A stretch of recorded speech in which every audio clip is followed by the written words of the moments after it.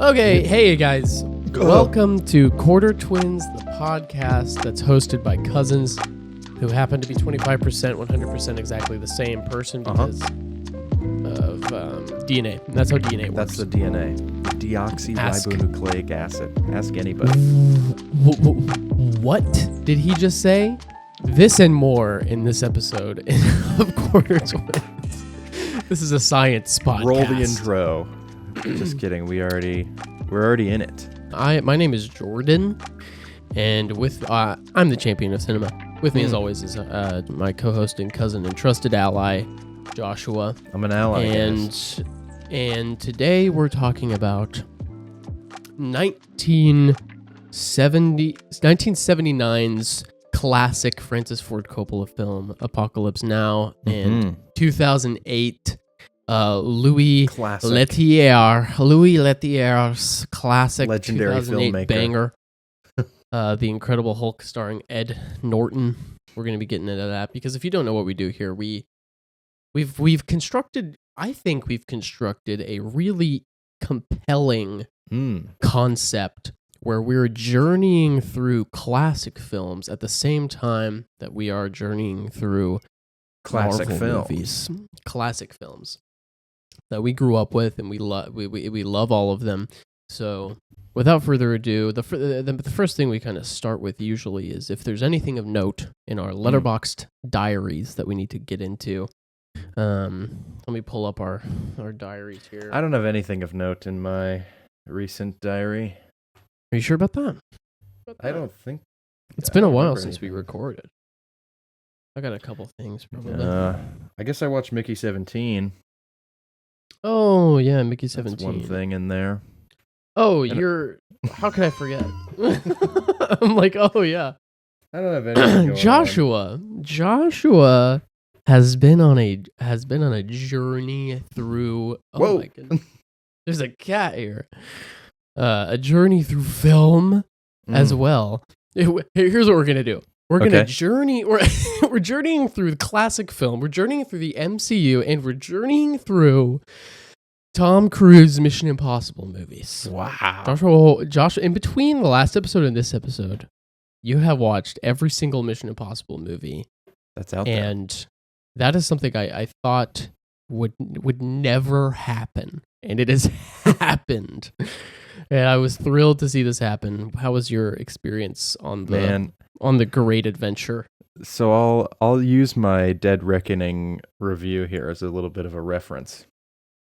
So, I go to see, it must have been when I saw Oppenheimer in IMAX reissue recently, back in the theater. That was the first time I saw the trailer for Final Reckoning, or Dead Reckoning Part 2. Right. As it has been called before. And it's like, bum, bum, bum, bum. And there's like all these cuts and fades to black and various stunts and scenarios happening. And this trailer plays, and I'm like, this trailer's sick. I'm into it. What is this movie? I need to go see it. And then I saw stupid Tom Cruise's face on the screen, and I was like, dang it! It's a Mission Impossible movie. No. So I was really bummed because it's one of those, like, I'm too cool for this. I know that I'm better than Mission Impossible. I don't need to watch it. It's just another dumb action movie. Tom Cruise phoning it in, doing some crazy stunts, and that's it. This is my brainwave going into it, okay? And you know how I am when I think I'm not gonna like something. I just don't like it, and that's that. I'm very stubborn. I'm very awful in this way. It's the worst. So I saw this trailer and I thought, gosh darn it, that was awesome. And I kind of want to see this movie. But it's the eighth movie in the series. So I got to get on board here. I got to get on the train and ride it all the way to the exploded bridge at the end of the Orient Express. That's right. Right? Another So, great movie. On the 12th of March, it's now the 21st as of right now. On the 12th of March, I watched Mission Impossible, the first one. Yes. And I was pleasantly surprised, you know? I was like kind of into it. I was like, okay, yeah, that's not bad. And then I watched Mission the next day, the 13th, I watched Mission Impossible. That's a little tough for me, I guess. Yeah. Mission Impossible 2, 3, and Ghost Protocol, which is 4. Crazy. I was like, yeah, all right, let me get into this. And I was into it. Mission Impossible 3, fire. Yeah. That was a great one. It's really good. Philip Seymour Hoffman is in there. Amazing. An auteur. Yes. Yeah, so good. Mission Impossible 2, a low point. I'm glad I got through it. It's the lowest point. Yeah. But that was that. Whatever, it's fine. Then Mission Impossible Ghost Protocol. We're right back into it. I was like, oh, we're in. This is good. I'm going to finish these movies. Then we hit Rogue Nation with where he holds onto the side of a plane. Yep. Great stuff.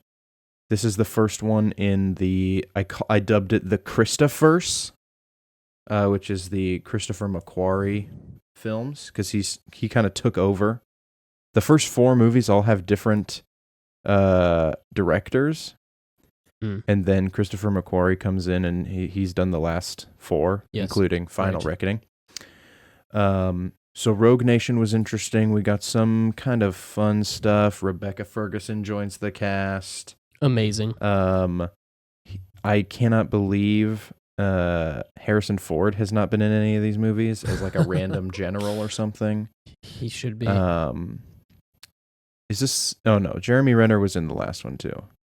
I'm not. I don't know about Jeremy Renner, but that's okay. It's fine. Yeah, they were trying something. Didn't work out. Then they hit us with Fallout, everybody's favorite, with the reloading punches. Yes. Right? The crazy Henry Cavill comes in. So good. Some great running, some great stunts. I like the villain in Rogue Nation and Fallout. Yes. Solomon Lane. Yeah, he's doing a good job. I think the actor is like just the right amount of like crazy, but still looks good in a turtleneck. And that's a real fine balance, and he does that well. And then Dead Reckoning, the AI movie. You're bringing in Haley Atwell. You're bringing in Pom Klementieff. Oh. Okay? My goodness. You're bringing in, I don't know, Vanessa Kirby's in here now as well. Jordan's she's favorite. In there, a couple of them. She's great. This random guy who's from the past, who wasn't in any of the older movies. Yeah. We'll see how that goes. How I feel about him. We'll see how the story wraps up. But yeah, it was just, I don't know. Maybe I found myself a little bit. Maybe I've released the inner child here and kind of gotten back into enjoying movies. You know, they don't have to be this like, not every movie has to be The Brutalist to be good or bad. It can just be fun. 3-star movie. Just enjoy it, you know? And so I agree. the highest I gave is 4 stars. I gave 3 movies in here 4 stars. So it's not like I'm like absolutely blown away or anything. Right. Like they're solid movies. But I have had the Mission Impossible theme in my head since for the last 9 days. Intermittently mixed with Hamilton because I'm kind of into that right now. That's just all of Hamilton phase. Yeah. That's just sort of happened recently. It happens to all of us. Yeah. I went and saw it recently, so that was fun.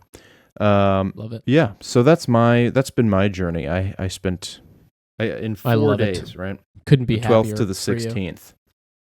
I went and saw them all. I was surprised you gave Ghost Protocol 3 stars. I think that one's one of my favorites now. But I mean, I get it. It's not as I feel like these movies, if you're watching them in rapid succession like you did. Mm-hmm. I think that's when you said they are starting to feel a little samey, maybe? Yeah. Maybe not. I think it was... which they kind of do. I mean, they literally, like, every movie, Ethan Hunt goes rogue again. Like, Yeah. he has to go rogue in every movie. He's always doing that. His hair changes every movie. How do you feel about his hair choices? It's pretty awesome. I kind of enjoy that it's like short, long, short, long. Yeah, it goes back and forth. That's the beautiful thing about this series of movies that I've never talked about that in depth because you haven't seen any of them. Mm-hmm. But like the beautiful thing about these movies is like they're fun blockbusters. So like they fulfill that need, but then you also have this added aspect of trust with Tom Cruise. Like you don't have to worry about like, is this just CGI? Like, is this stunt they're doing just CGI? Like you trust that Tom Cruise is throwing himself off the Burj Khalifa and he's doing it as awesome as he can. He's literally hanging off the side of a plane. He's literally flying that helicopter. He's literally holding his breath for 5 minutes. It's like these are experiences that are it's a full pie chart of experience when it comes to blockbuster filmmaking. And you're always just like, what's he going to do next? And I think the weaker ones, like even Dead Reckoning, I'm not. Rogue Nation, it has the hanging out the side of the plane at the very beginning, and then there's not really anything else until he holds his breath for 5 minutes, and that's one of the weaker stunts I feel like in the whole thing. That one then looks the most fake to me, because there's a lot of CGI, like computer boards and like flashing lights and things happening. Sure. But I love it. I can't wait for the final reckoning. It's going to be quite an experience. I hope he jumps from the red plane to the yellow plane. Yeah. When did that come out? When does it come out? Can we get somebody on this? Can we get an intern on this? Jamie, what do you know? Because if you're here, we're watching this together. And it's going to be a great time. Yeah.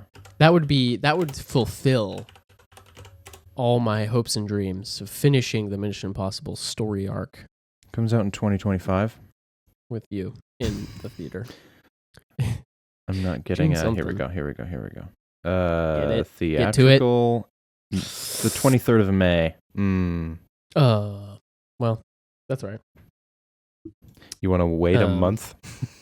No, I don't. I'm not doing that. I waited so long for Dune Part 2 and it almost killed me. Yeah, we both saw Mickey 17 and we were both... Yeah. Well, you liked it more than I did, I think. Only slightly. Only slightly. Yeah, I mean, a big part of it is I'm just not a satirical comedy fan. And this movie's very satirically comedic. And it just doesn't. To be fair, you're not personally. Much of a comedy movie fan. No, I'm not. You're a comedy TV guy. Yes, exactly. If you recall our top 10 TV shows of all time episode, that's retro. I did enjoy some of the humor was good. I mentioned I loved Toni Collette's character and how all she cares about is sauce. That's such a good bit. It's so funny. She's just like every scenario. She's like, how can I make a sauce out of this? It's a great bit. I love it.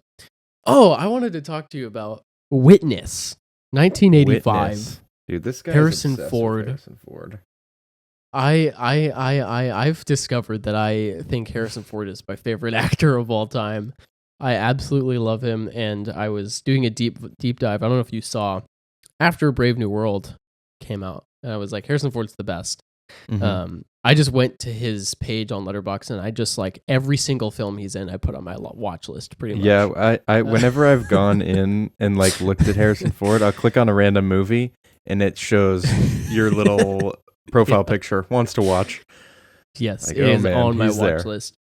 And oh my gosh, I had so much fun because I heard about this movie called Witness, and all I knew about it was it has something to do with the Amish. And Harrison Ford has to become Amish to solve a problem. And I was like, that sounds awesome. And Sam and I were just sitting on the couch scrolling streaming services as you do. Mm-hmm. And lo and behold, a Witness scrolls across the screen on Amazon Prime. And I instantly, just without thinking about it, just press play as fast as I possibly can. You're like, Harrison? We're watching this. We're watching this movie. Yeah. And I could not believe that Sam watched the entire thing with me in its entirety. She stayed for the entire thing. She did not move an inch. It was awesome. He's a detective in Philadelphia, I think. And this Amish mom and her Amish son, they're going to this train station to visit family or something, and the kid goes to the bathroom, and a murder takes place in the bathroom that he witnesses. He's the witness. And the scene that transpires is the scene from Monsters, Inc., where Mike Wazowski is in the bathroom, and he is in the bathroom overhearing a conversation, an incriminating conversation that Randall is having. And then Mike makes a sound, and Randall starts kicking in all the stall doors. And that's from this movie. That's a reference to this movie. When it was happening. I could not believe it was happening in front of me. I was like, this is the Monsters, Inc. thing. Nobody cares about this as much as I do. But it becomes this whole thing about how Harrison Ford has to he's now being framed for this murder, essentially. Right. And which happens in pretty much every Harrison Ford movie in the 80s and 90s. He's framed for a murder. I didn't kill my wife. Right.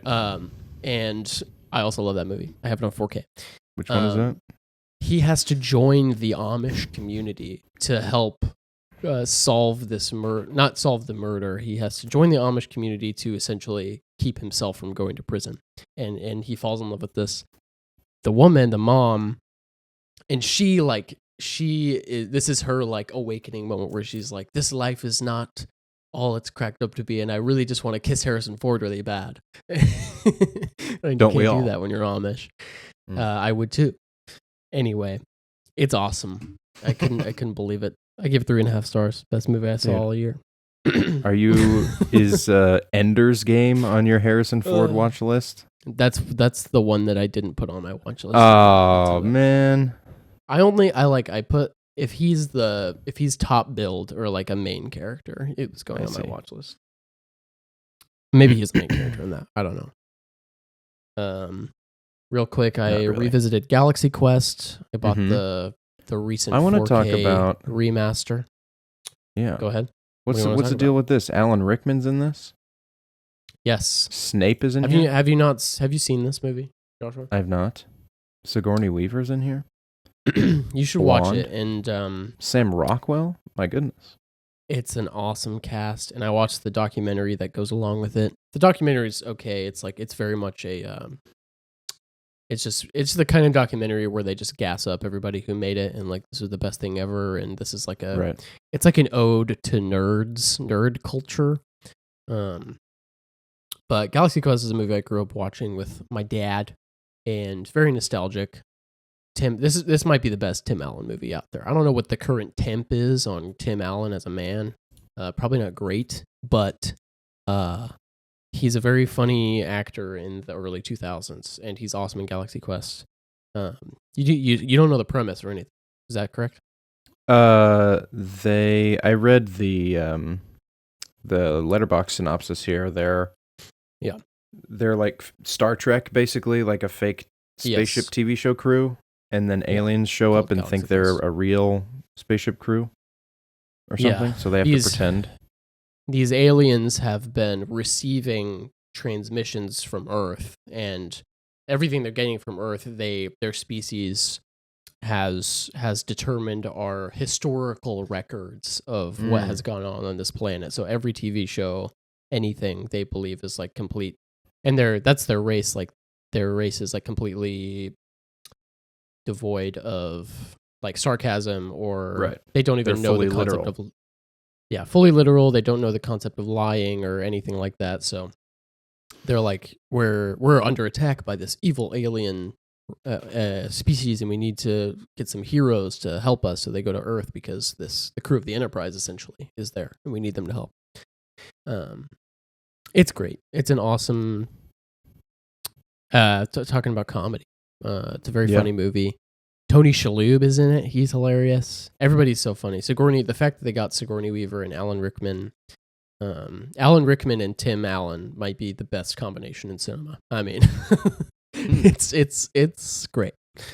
I don't know if you'll like it if you don't have nostalgia for it, but yeah, could be good.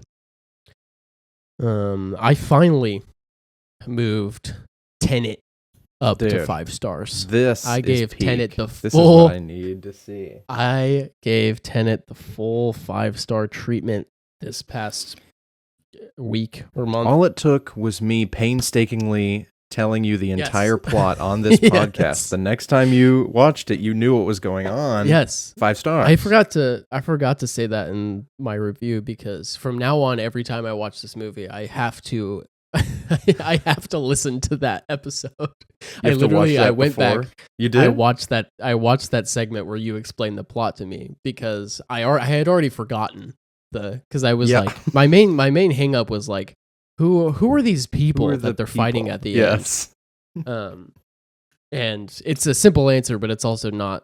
It wasn't making sense in my brain. But anyway, so I listened to your explanation before I watched the movie, and I have this new TV, you guys.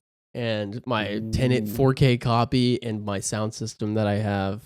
And this movie's a lot of it is in full screen aspect ratio. Yeah. And the weight that this this makes in my movie watching experience is insane. The vibes are off the charts. Everyone looks amazing. Yeah. The score is insane. I went to see Black Bag, and when I left that movie, I put on the soundtrack to Tenet, and that's a dangerous thing to do, because I started driving really fast. You started driving backwards? It's so epic. I started driving backwards. Yeah. I just thought this movie's just perfect. I mean, I just loved it. I love it so much. That's so exciting. Christopher Nolan guy. It gets better every time, and I see a new thing every time, and you understand more of what's going on every time. Kenneth Branagh is so freaking good in it. If I can't have my wife, no one can. I can't wait for the new Nolan movie, the Matt Damon Odyssey. I can't wait to stop seeing this picture of Matt Damon. Should we have cast other people than Matt Damon, Tom Holland, Zendaya, who knows else, the hottest people in Hollywood? That it is drastically. Are we getting tired of them? My hype? I'm getting tired of them. For sure. Is it time for Christopher Nolan to cast other people in his movies? How awesome would it be if he cast completely unknown actors? That would be hype. You could spend the budget on making your movie good. I mean, listen, I'm not saying he's a bad director. He's a great director. He's the only director we've done an episode on. Yes. We should do a Denis Villeneuve episode. Incredible. That's the real goat. We should. Right there. But that would be a frustrating episode because you don't like Prisoners. So I never said I don't like it. It's not even worth it. You need to rewatch it when you come here. Super predictable, and you need to watch it with me and have me explain the plot to Prisoners to you, because okay.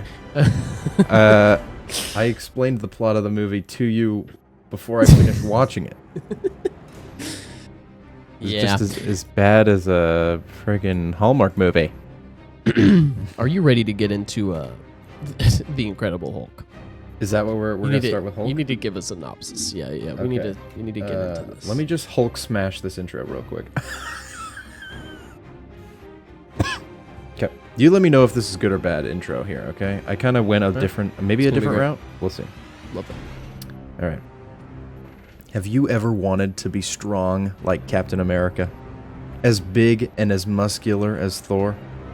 What about a psychopathic green rage monster who goes on occasional killing sprees if he gets bullied by short, bald Brazilian guys? Then gamma radiation is for you.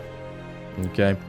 This movie, The Incredible Hulk, gives us the story of Bruce Banner, a man forced into hiding by his would-be father-in-law due to his bad temper.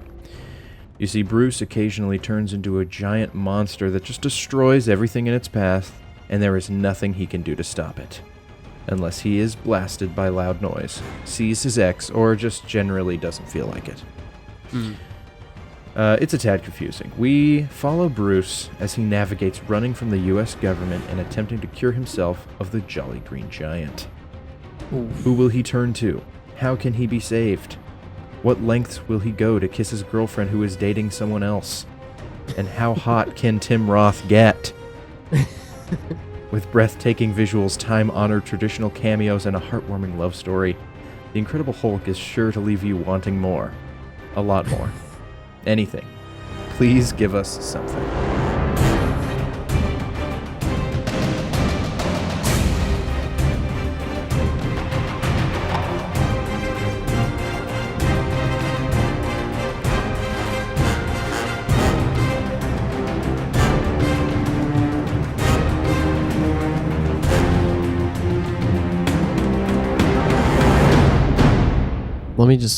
Let me be really honest. Bite the bullet. Can I be really honest with you? Tell the truth. I'm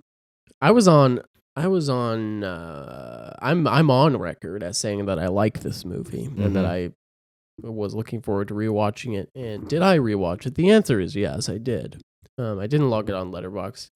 Did I rewatch it? Yes, I did. Did I watch The Incredible Hulk in 10 to 15 increments in my bed on my phone in between naps over the course of the past 3 weeks? The answer is also yes to that. I kind of just like, whenever I was sitting around, I was like, oh yeah, I need to watch this.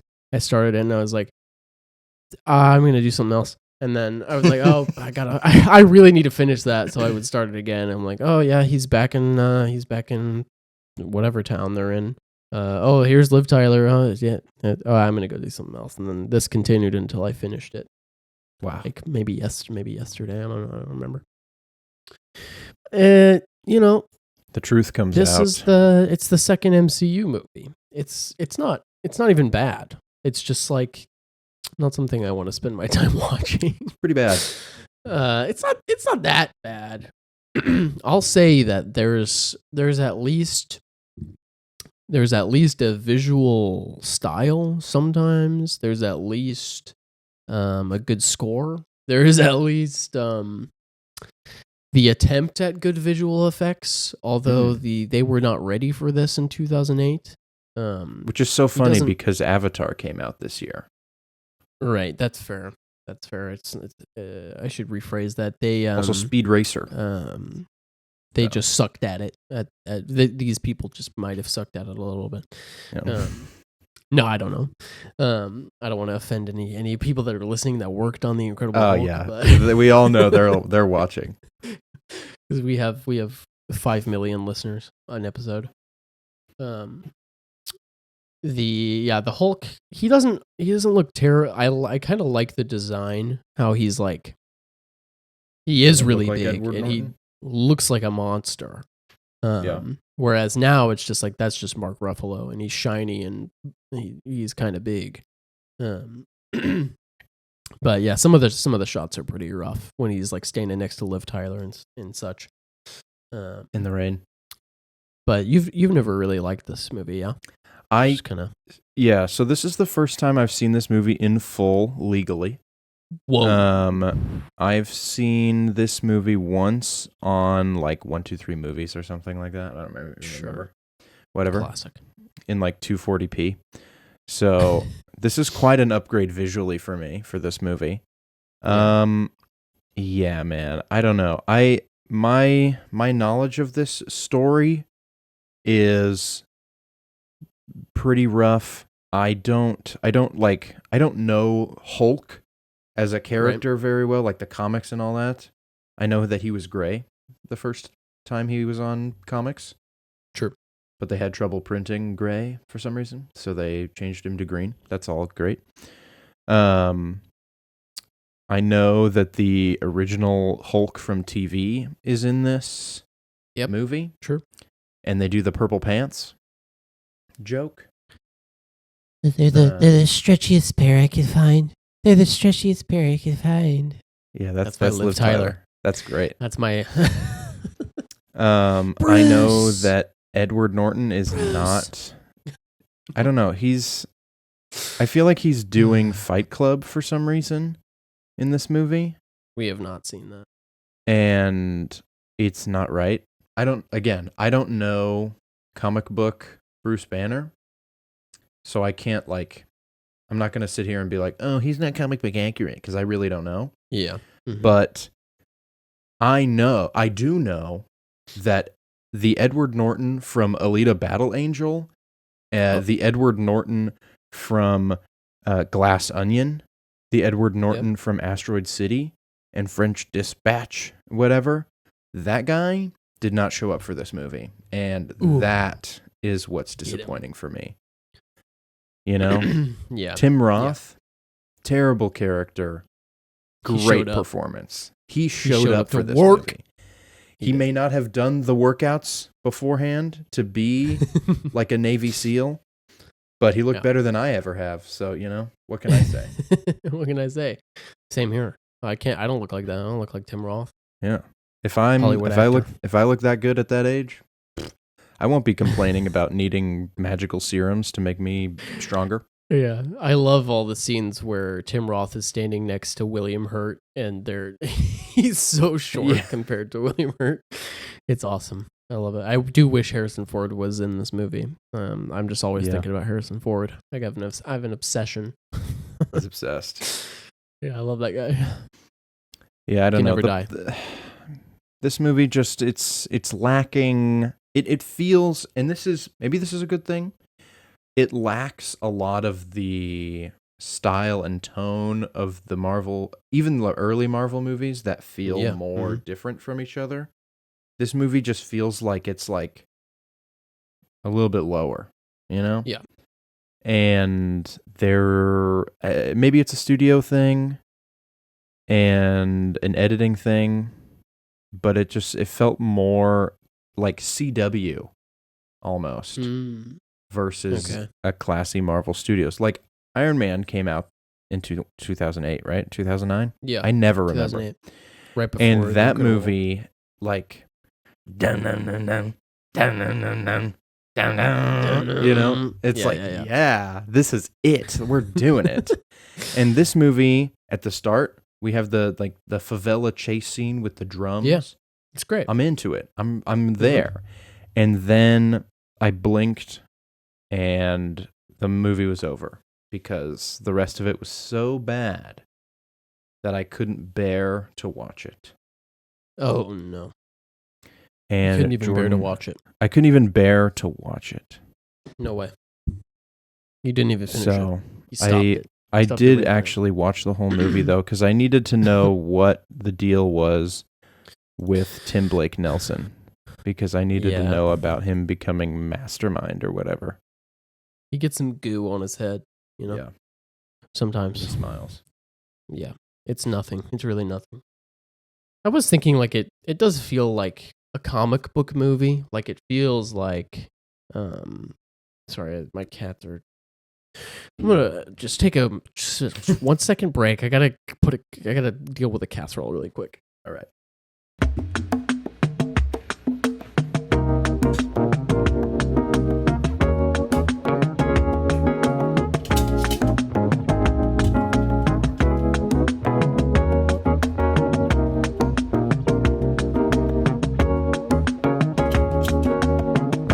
So that's fun.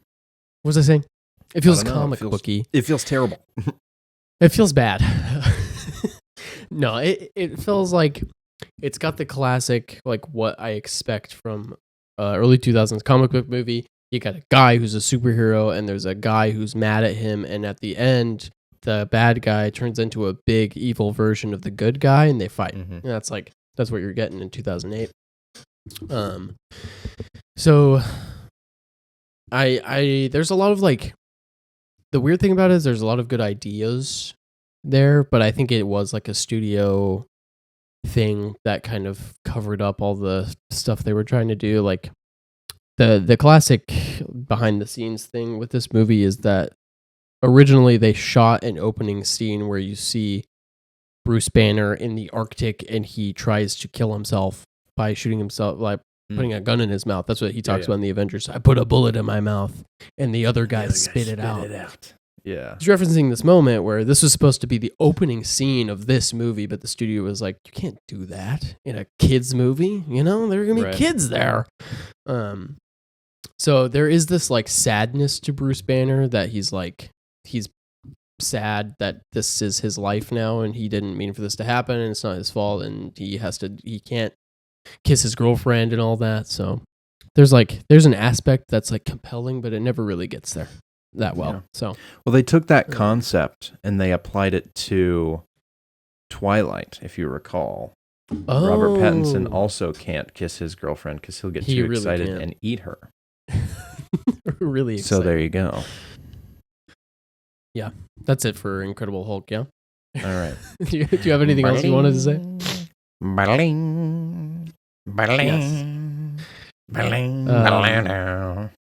Yep. It's been a while since I watched this movie, but I wrote a short synopsis. This is like there's a lot going on in this movie, but the plot is not basic, it's pretty simple. There's kind of one thing going on. What movie is this? This is Apocalypse Now. Okay. We're talking about Francis Ford Coppola's 1979 epic Apocalypse Now war movie. This is a synopsis. Here we go. Okay, the year is 1969. The war in Vietnam rages on. Willard, played by Martin Sheen, a special ops captain, is summoned to a coastal city in Vietnam where he is given orders by his superiors. His task? Find disgraced Army Colonel Kurtz, played by Marlon Brando, and terminate him with extreme prejudice. To accomplish this task, Willard boards a Navy patrol boat to take him. This boat's going to take him down the Nung River. Sorry if I'm not saying that correctly. I believe it's a Nung River. Sounds great to me. They're going down the Nung River to the coast of Cambodia, where Kurtz is known to be stationed. This perilous descent into hell confirms Willard's worst fears, and when face to face with the devil, he will see the apocalypse is here, and the apocalypse is now. This is Apocalypse Now.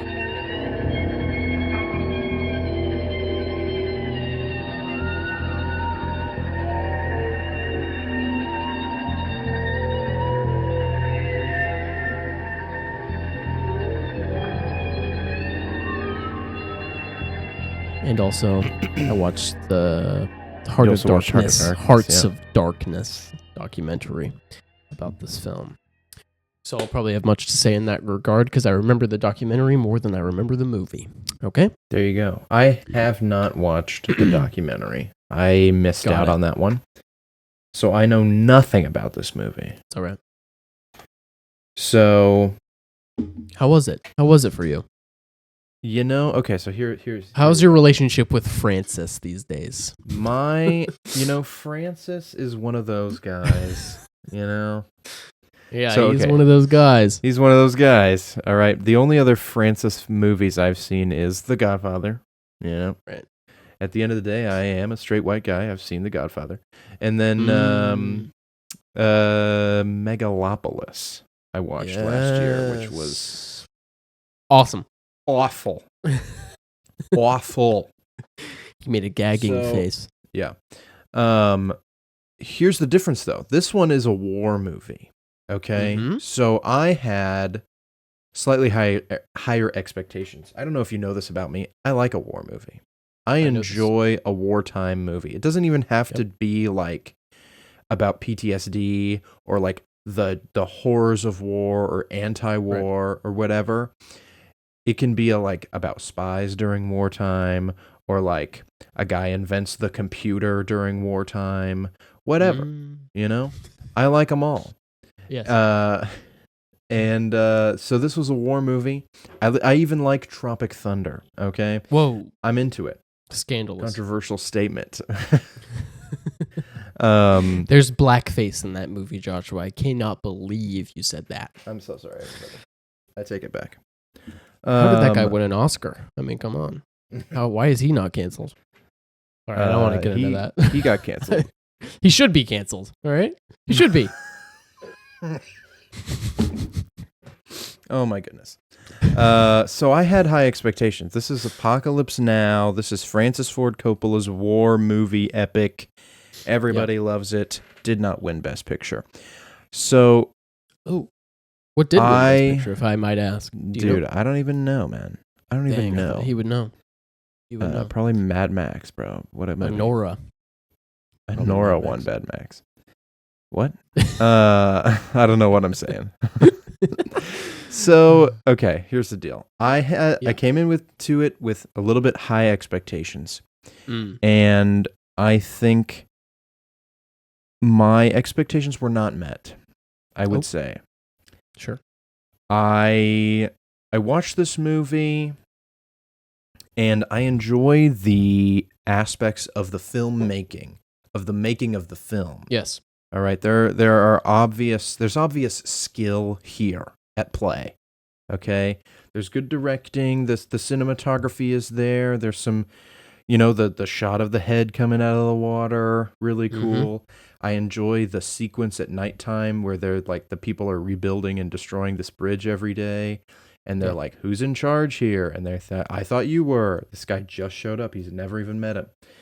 Yep. So like I enjoy the brutal reality of this war and the chaos and lack of structure that the US military had at the time. I think they did a pretty good job portraying the descent into madness. Yep. But I do not like a single character in this movie.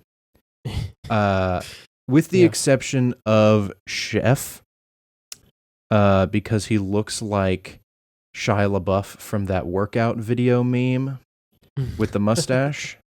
Yeah. And so I was like, this guy's great. And he dies. So that was a bummer. Yeah. I think he threw his head in Martin Sheen. Marlon Brando throws his head in Martin Sheen's face at one point. Yeah. And of course the surfing guy who is so obsessed with surfing that he ordered somebody to go surfing. Not a likable character in that sense, but his performance is really good. Hilarious. So I was just very I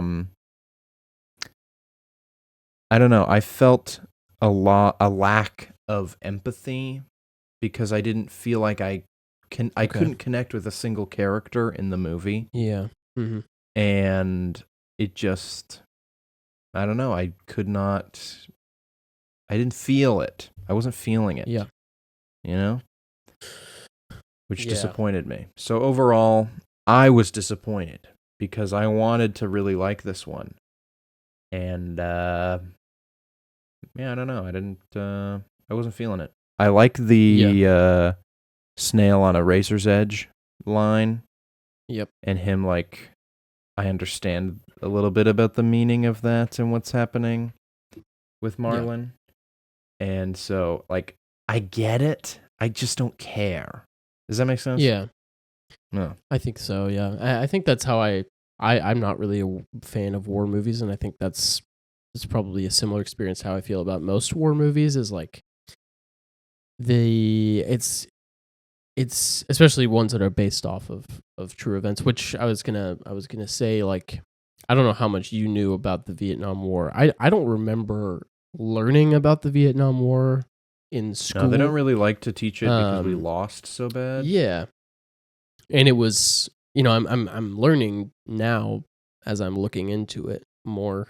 And I found a podcast that were talking about it because I really knew nothing about what the war in Vietnam was, what we were doing. All I knew was the general reputation of like it was a war like most that we shouldn't have engaged in, and we made it worse, and we made things worse for the people there.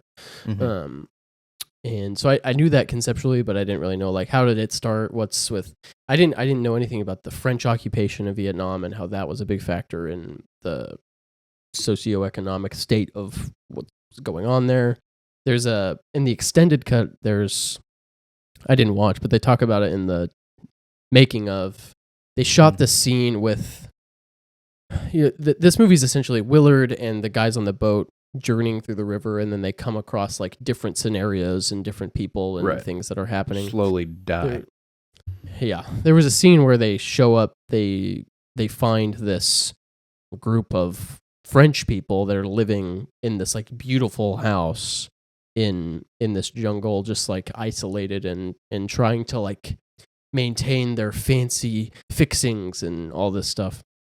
And I was hearing this in the making of documentary, and I was like, that, not knowing anything about like that is an actual thing that would be happening. I was like, this is weird. I have no idea what's going on in this, so I need to do some research to find out what's happening in this Vietnam War.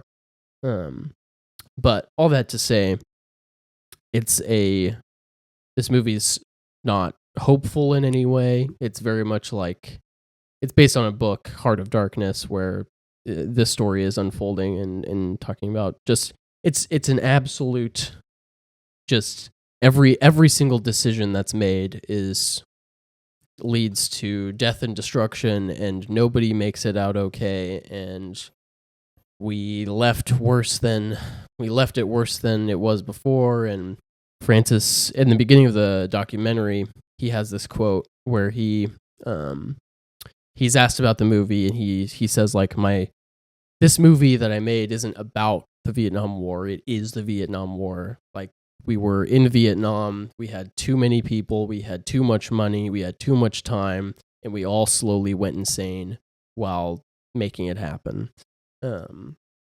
And so this whole thing is like a metaphor for the Vietnam War and like how it's all terrible. And it is terrible, and I don't like watching it because I don't want to be there with these people, because none of them are likable, and I hate everything that's happening. So it's like, it's obviously not a fun movie, which it's not supposed to be.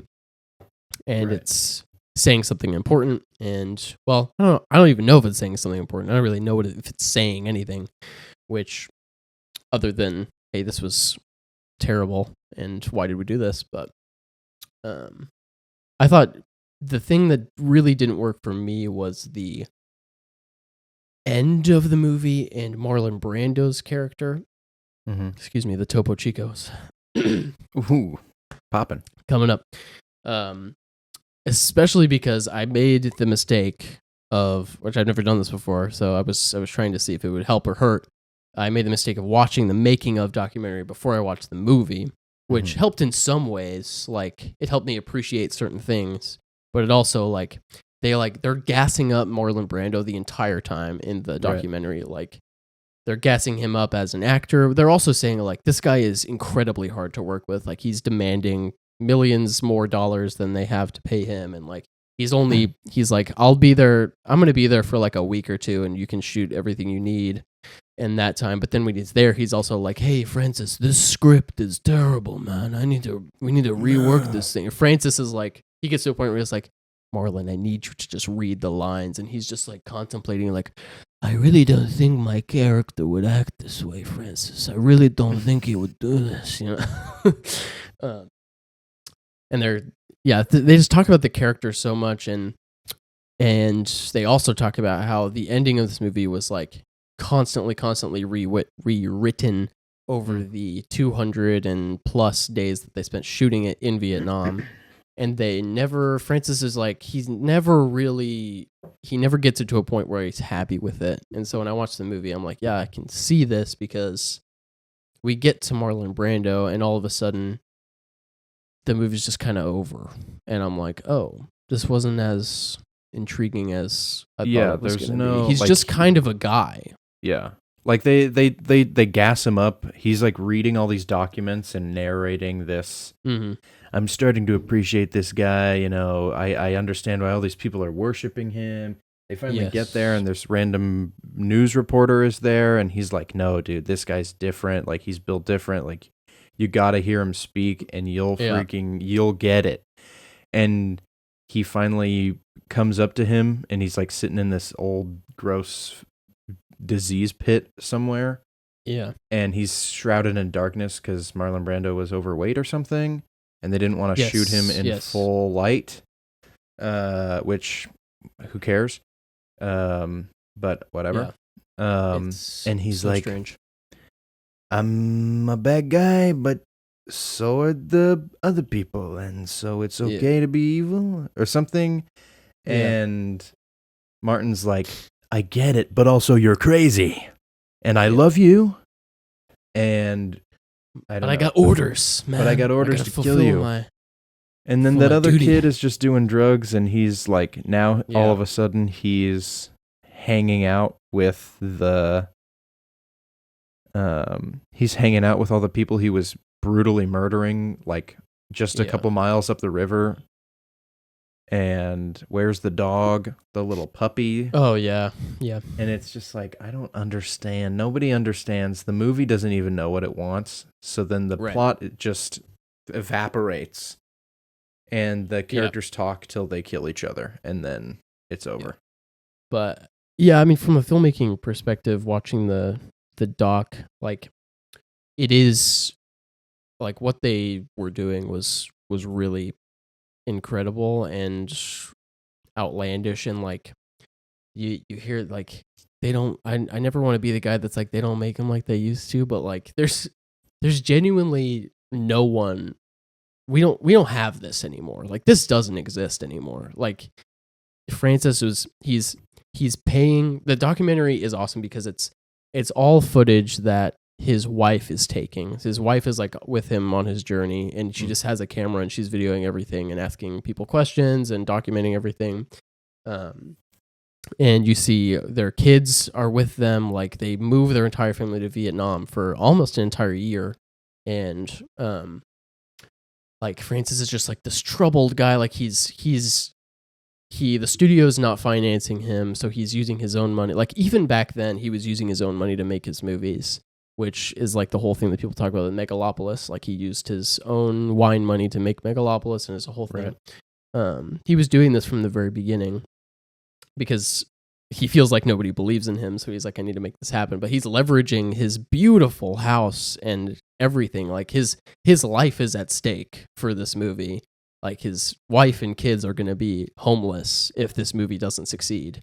And they're all, the cast and crew are all in Vietnam. They're building these sets, like the scene where Willard meets Kilgore, and they're like at that village, and they're like burn the hooches, you know, the colonel, like in Avatar when they do that.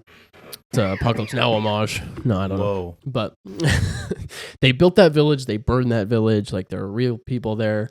They're using actual. So they filmed the movie in the Philippines or something. I'm saying this incorrectly because I keep saying they were in Vietnam. They weren't in Vietnam. They were in another country that had the same kind of landscape as Vietnam. And this country was, I can't remember what country it is, but was actually at war with like a group of rebels during the time. So like Francis and the cast and crew would be they were renting out the military helicopters that were being flown by military personnel from this country, and they would have to leave in the middle of a scene to go fight a group of rebels that's like just a couple like miles away from where they're shooting this movie. And it's insane. They were like George Lucas is in the documentary because they were like friends at the time. And George Lucas is talking about how like he's telling Francis like if you go over there, like they're going to kill you if they find you. Like there's this group of people in this country that's this rebel group that will kill you and your entire cast and crew. Like you could die shooting this movie. Yikes. My favorite part of this is why you shouldn't watch a making of documentary before you watch the movie, because there's a whole section of the documentary where Martin Sheen and Francis are talking about his opening scene where he's in his apartment room and he has his underwear on and he's like drinking and he's like starts dancing in front of the mirror. He punches the mirror and he's doing the scene and he's actually drunk while they're shooting the scene. And so you see everything in the documentary. You hear what he's saying to himself, like he's and Francis from the background when he gets completely naked and he's like crying. He actually cut his hand on the mirror, so he's actually bleeding and it's getting all over him and he's crying. And Francis in the background being like, think about your mother, think about your wife. Why are you here? Think about what you did in the war. Like it's insane. And he's like actually reacting to this direction and whatever. But in the movie, all that happens in like 15 seconds and you don't see all of that. And so it was like, oh, that wasn't as good as it was in the documentary. That's a bummer. So that was there's a lot of that where like, oh, I wish I saw more of that in the actual movie. But I don't know. I don't see myself rewatching this movie probably. Nah. You were maybe like, we if should it's- probably rewatch it again. I was like, Yeah. I don't think I'm going to. Yeah. I hope we never go to war, Joshua. But it's a lot to ask at this point. You know what I'm saying? Dude, I won't be going to war. They can draft me. I'll Damn. stay behind. I'll form a league of their own. I'm colorblind, so that's my Yeah, out. I have a brachial plexus injury. You have an easier out for going to war, so You don't want me. they don't want either of us. Yeah. We would be really bad at war. But you're on That's what record we saying need to say. you actually like war. You love war movies and you love everything that America has ever done in wars. No, That's don't what you even said. try. No, That's what don't you spread that said. around. All right. Well, after all this sadness and this negativity and this movie hate that we've just spewed for the Oh, last yeah. hour, You got to pick a I new movie. It's would freaking like out. to pick a movie. And Jordan is so excited Yes, for yes. this because he's been bored and movies suck and he needs a good movie to watch. And I thought, Please. what better time to bring something happy, something positive to the go. filmscape. I want our next movie to be Playtime. What is Okay. that? This is a French movie. What is It's that? on the list. The hell is that? It's from 1967. Is this the new the French New Wave? This is the wave of French this is cinema. French comedy. No. if you like Oh, no. Severance, if you like Severance, you might like this Season finale. film. Okay. Oh yeah, did you watch the season finale? I Not watched yet. it I'm last going night. to I'm going to a Severance season finale watch party where I'm My goodness. supposed to dress up like I work in MDR, but I don't know if I have anything for that. Okay. But- Wore what you wore to the first quarters. Oh, it's directed by Jacques Tati. Yeah, bringing in Jacques Tati. Denis Villeneuve always talks to Jacques Tati about his influence. This is his most On him, famous so- movie. It's less than 2 hours. That's exciting. Yep. 4.2 average. I also I've been inspired to watch this movie for many years actually because of Okay. a YouTube video that I will send you. And I would ask that you watch before you watch the movie because it is why I want to watch this movie and I think it's going to make you want to watch the movie. So Let's I do hope it. that is an exciting one for you and I hope it's any good because I've been wanting to watch this movie for years and if I don't like it, I will be sad about it. That's exciting. I'm looking at the backdrops and there's some nice shots in here.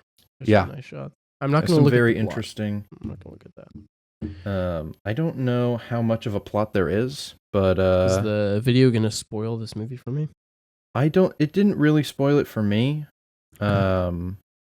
He just kind of like talks about how good the jokes are. And Okay. I mean, he explains several of the jokes, but I don't think their impact will be any less by watching the movie. Yeah. So I think that will be a fun, light one. We're also watching Iron Man 2. So And Iron Man Get- 2. Give us get ready Mickey for that. Rourke, you guys. yes. Does that mean I get It's exciting. Captain Playtime. America? Yeah. Yay. All right. Let me look. That's it. Bye, guys. That's it. Have a good one. Just kidding. So yeah, you guys, thank you for watching. Thank you for listening. And even if half of you disappeared in one night, we're still here. We're still making episodes. We're never gonna quit. And pretty soon, we're Yeah. gonna get off this Discord mess, and we're gonna record live and in person. Okay. Yes. Live and in person. Dude, and it's going to be the greatest. Yeah. Are we gonna do the be quarters? Famous. Who knows? I don't know, man. It might I be a don't- little bit late at this point. It might be late. I haven't filled out my slots. It seems like a lot right now, if I'm being honest. But I lost all motivation after the Oscars came out. Yeah, we have It's to like, beat I the don't Oscars think next year. I don't think any movies were good at all last year. And, 2024 kind of blew, and I also didn't 2025 finish is my not video. looking better. Yeah, Jordan My also video- my ranking video. didn't make his video, so I'm gonna have to make a review of his list because he released the list to me, Yeah. maybe to I'll everyone, release the rough and cut. I would love to have the rough cut, and I'll just react to it and just be like, "This is terrible." And his list is bad and wrong. And I haven't seen any of these movies, but I still know the truth. Twisters at 53. Trash film. Terrible. Fall Guy, terrible 41. choice.